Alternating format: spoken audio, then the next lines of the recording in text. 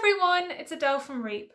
In this video, we're going to be making a leaf heart collage in honour of World Heart Day. Let's get started. For this activity, you will need a printed copy of page 2, cardboard, scissors, glue and autumn leaves. Try to find red and orange colours as these will look best on your collage. Start by cutting out the heart template on page 2.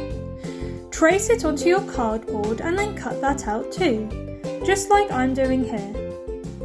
Now you can glue your leaves onto your cardboard heart to create an autumnal collage. We have created this activity in honour of World Heart Day, a global campaign inspiring people, families and communities to take charge of their own health and to raise awareness of cardiovascular diseases.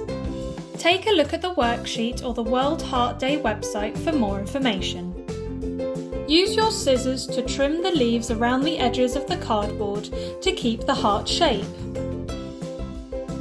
Once you've finished your leaf heart, put it on display to remind you and others to look after your hearts. I hope you have lots of fun learning more about World Heart Day and making your leaf heart collages. And make sure to share your creations with REEP by tagging us on Instagram and Facebook. Bye!